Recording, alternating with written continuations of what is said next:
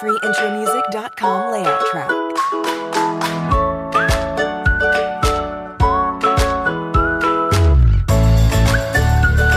This is a demo sound of freeintromusic.com. Assalamualaikum warahmatullahi wabarakatuh. Perkenalkan, nama saya Siti Soleha, NIM 2119281 sebagai pemateri pertama. Baik, di sini saya akan menjelaskan tentang pengertian konselor. Konselor adalah seorang yang mempunyai keahlian dalam bidang konseling. Konselor bergerak terutama dalam konseling di bidang pendidikan, tapi juga merambah pada bidang industri dan organisasi, penanganan korban bencana, dan konseling secara umum di masyarakat. Pengertian konselor menurut para ahli yaitu, konselor pendidikan adalah tenaga profesional yang bertugas dan bertanggung jawab memberikan layanan kepada peserta didik di satuan pendidikan, atau yang sering disebut dengan guru BP atau guru PK. Ia tidak diwajibkan mempunyai sertifikat terlebih dahulu. Konselor mempunyai organisasi profesi bernama Asosiasi Bimbingan dan Konseling Indonesia atau ABKIN. Melalui proses sertifikasi, asosiasi ini memberikan lisensi bagi para konselor tertentu sebagai tanda bahwa yang bersangkutan berwenang menyelenggarakan konseling dan pelatihan bagi masyarakat umum secara resmi. Cukup sekian dari saya. Materi selanjutnya akan dilanjutkan oleh pemateri kedua. Perkenalkan, nama saya Eva Arifia, NIM 2119297. Di sini saya akan menjelaskan materi tentang syarat menjadi konselor profesional. Konselor merupakan pengampu pelayanan ahli bimbingan dan konseling. Bimbingan konseling sebagai sebuah profesi yang digambarkan dengan tampilnya konselor yang dapat memberikan ketentraman, kenyamanan, dan harapan baru bagi klien. Untuk menjadi seorang konselor profesional, haruslah memiliki sikap sebagai berikut. Yang pertama, memiliki sikap hangat. Yang kedua, memiliki empati, jujur, menghargai, dan dapat dipercaya. Dapat dipercaya diartikan terjaga kerahasiaannya konseling. Ada 3 isu sentral dalam mendiskusikan tentang kualitas pribadi konselor, yaitu pengetahuan, keterampilan, dan kepribadian.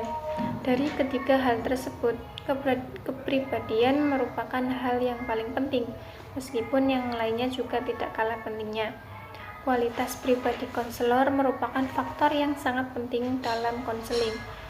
Beberapa hasil penelitian menunjukkan bahwa kualitas pribadi konselor menjadi faktor penentu bagi tercapainya konseling yang efektif. Di antara kompetensi konselor yang paling penting adalah kualitas pribadi konselor. Karena konselor yang dirasa paling penting adalah kualitas pribadi konselor. Karena konselor sebagai pribadi harus memiliki hubungan antar pribadi yang unik, harmonis, dinamis, dan persuasif serta kreatif, sehingga menjadi motor penggerak keberhasilan layanan bimbingan dan konseling. Dalam hal ini, alat yang paling penting untuk dipakai dalam pekerjaan seorang konselor adalah dirinya sendiri sebagai pribadi. Kepribadian tidak terbentuk semata-mata karena pengalaman, tetapi merupakan suatu integritas dari kemauan dan kemampuan dirinya untuk dapat bersikap bertindak sebagai konselor yang profesional. Kepribadian konselor dapat membentuk hubungan antara pribadi yang baik dari konselor dan konseli. Hubungan antar pribadi adalah proses sosial di mana individu-individu yang terlibat di dalamnya saling berhubungan dan saling mempengaruhi. Lebih lanjut, hubungan antar pribadi adalah suatu hubungan di mana orang-orang yang terlibat dalam komunikasi menganggap orang lain sebagai pribadi dan bukan sebagai objek dalam komunikasi yang disamakan dengan benda. Jadi, dalam hubungan antar pribadi, kedudukan dan fungsi antar individu yang satu dengan yang lainnya adalah setara. Perkenalkan, nama saya Fatona Agustin, NIM 2119305. Di sini saya akan memaparkan materi yang ketiga, tentang karakteristik konselor efektif dan Islam. Konselor yang efektif harus peka terhadap diri mereka dan orang lain, mampu bersikap spontan, kreatif, dan berempati. Sangat membantu jika selama hidupnya konselor sudah mengalami banyak macam pengalaman hidup yang memungkinkan mereka menyadari apa yang akan atau tengah dialami klien mereka, sehingga konselor waspada dan bertindak secara cepat. Menurut Foster, karakteristik konselor efektif yaitu keingintahuan dan kepedulian, kemampuan mendengarkan, mampu memberikan dorongan untuk mendengarkan orang lain, suka berbincang, dapat menikmati percakapan yang berlangsung, empati dan pengertian, kemampuan merasakan apa yang orang lain rasakan, meskipun orang itu berbeda sekali dengan dirinya, menahan emosi, mampu menahan berbagai macam jenis emosi melalui perasaan marah hingga perasaan senang, introspeksi, kemampuan untuk mengintrospeksi dirinya, kapasitas menyangkal diri, kemampuan untuk mendahulukan kepentingan orang lain dibandingkan kepentingan sendiri, toleransi keakraban, kemampuan untuk mempertahankan kedekatan emosional, mampu tertawa, kemampuan melihat kompetensi pahit, manis dari peristiwa dan sisi humor yang dialaminya. Karakteristik konselor Islam. Yang pertama itu, seorang konselor harus menjadi cerminan bagi kliennya. Yang kedua, kemampuan bersimpati dan berempati yang melampaui dimensi duniawi. Menjadikan konselor sebagai awal keinginan bertaubat yang melegakan.